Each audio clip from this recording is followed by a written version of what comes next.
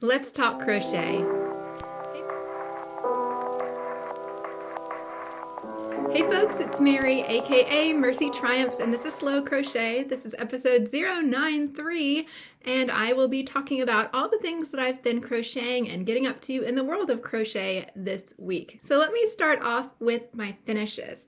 Now, I did have a shawl, the Crochet It For You shawl, which I made pretty small, but I did finally finish it. I have it more of a shawlette length.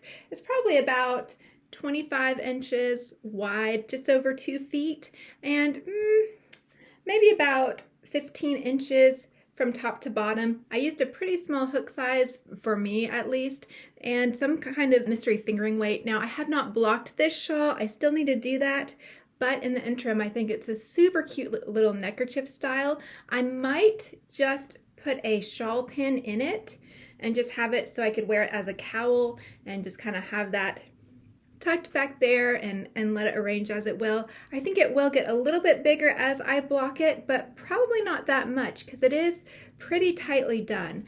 But I did get it finished. I think it is really sweet and pretty. Glad to have that one done. Something that I am realizing, even though these shawls that I've been making recently have really small, really thin yarn, probably a fingering weight or so, it doesn't mean that the shawl takes any less time than the bigger ones that are made out of worsted weight. So I don't know why that thought hadn't occurred to me before, but yes, that is kind of a smaller, big-ish project for me, and I'm really glad to have it done. Two other things that I got done. Number one, I had that big old hank of Barocco Vintage in black. It was like a chunky weight yarn or like a 5-weight yarn. I did make a WWW hat out of it, and I did have to modify the pattern just a little bit. I couldn't go down nearly as much, and I couldn't do as much ribbing on it. I had to modify the ribbing section. But in terms of a straightforward, cozy, basic, close-fitting black beanie, check, it's done. I have it. It's in my wardrobe. This was about how much I had left of the yarn, so maybe 5 yards at the most. But yeah, I love how that one turned out. Even though it was black, since I've done this pattern so many times in the past, especially on my last anti-pilling acrylic worsted weight comparisons, this was the pattern that I used, so I had this fairly memorized. It's really straightforward, a really great one to have in your pocket. And this took about 130 yards of yarn, maybe closer to 150 if I had the entirety of it done. But then again, if I had made it any much longer, I don't think I would have liked it. I think this ends right about where is good for me. So if it had gone any longer, it wouldn't have been quite so cute on me. Not quite as I'd like to wear my hats. Glad that that one is done. That was a great one to work on, just as I needed a little relief from maybe smaller hook sizes. Other thing that I made, now this one is another hat. And I was thinking about blue yarns and how I just didn't have a lot of like blues in my stash, and how actually my eyes have kind of blues and greens mixed in there. So I thought, let me do a blue that might bring out my eyes just for fun. And this one was a Reynolds yarn. It's Reynolds Rapture, and it is 50% silk, 50% wool.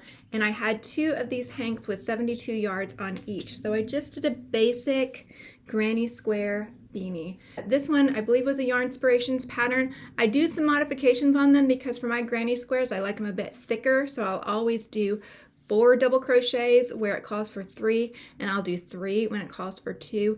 I think I have all of my little modifications written up in one of my Ravelry project pages, and I can have that linked below as well. But yeah, for a really straightforward little granny beanie, absolutely love it. It fits the bill in terms of just having a great basic blue hat.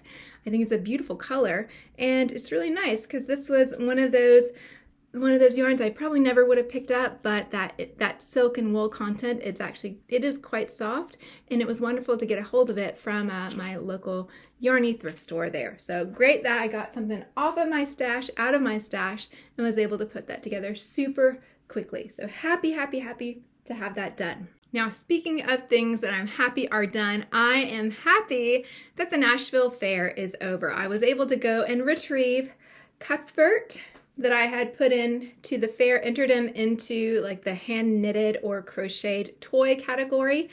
Did not win, that's okay. One of the amusing things from the fair was there were, I think, 2 different knitted emotional support chickens.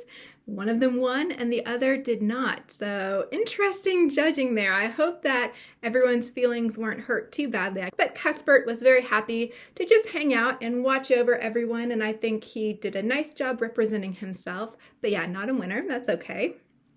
The other thing that I had was my post-stitch crochet colorwork hat, which I just love this thing. I think it's absolutely beautiful. As you can imagine, there was a bit more knitting than crochet, but there wasn't a whole lot of these handcrafts in general. I will try to find some footage and put it in right here. But one of the things that I found quite amusing was that I could see some knitting in this kind of Fair Isle style in this deep blue. I don't think it was the same yarn, but there were several pieces of the same kind of colorwork style. They had it in knitting, and then here was mine in crochet, which I just found to be very amusing, and I felt, all right, here we are, right on trend. Don't have to be a winner, but I'm still there representing crochet.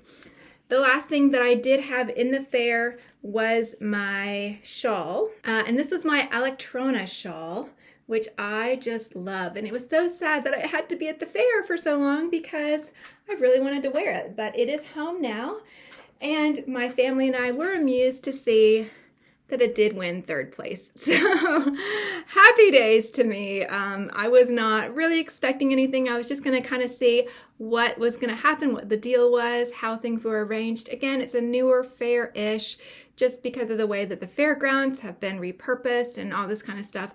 So yeah, happy that I got a third place, and I think it's really appropriate that it came with one of my shawls since so many of y'all find me through my shawls. I love to wear them, and I'm really glad to have this one back. I will definitely be wearing it in the future. I can now say it is my award-winning shawl. I will drop in just a little bit more footage of the fair right here, just so y'all can see a little bit about what it was like.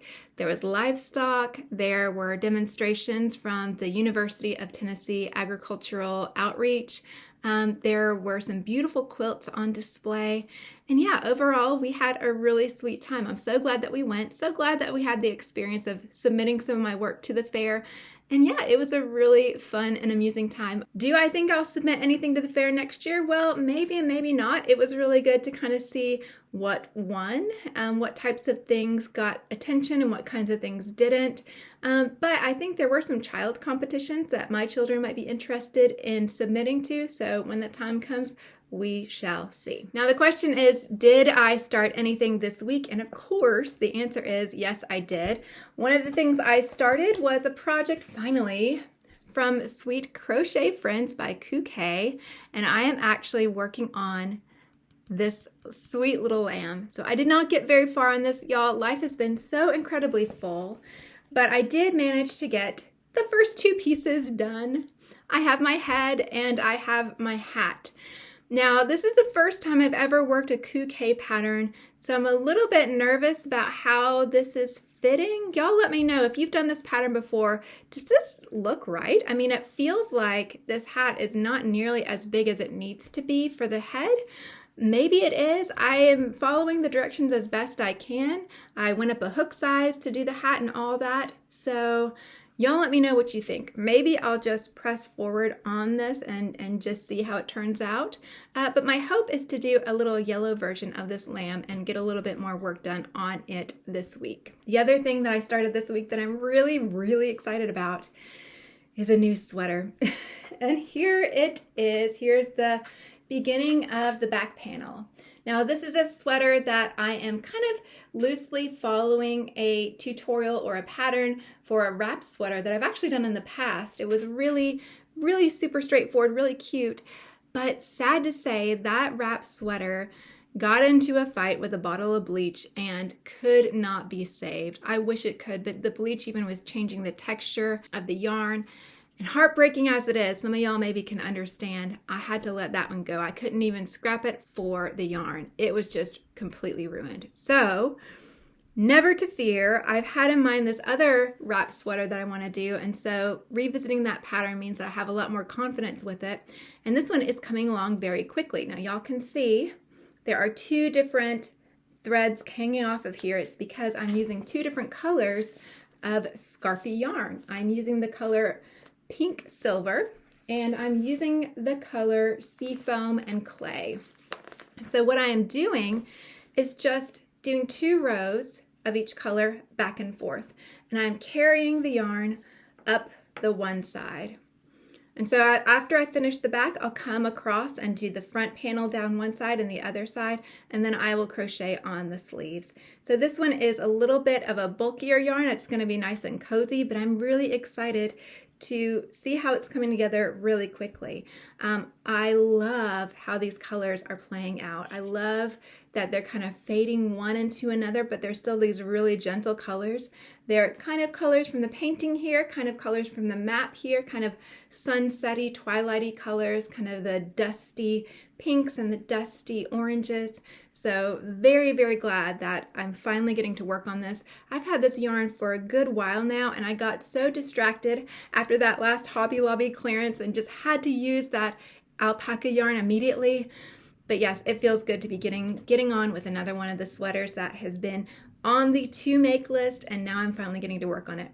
This one I am using a vintage hook. It is a size J from Boy, made in the USA, but I don't think it's a 6.0 millimeter. I think it might be a 6.5 or somewhere in the middle. It's one of those ones that's kind of hard to say because I've compared this to other J's and other K's that are specific millimeters.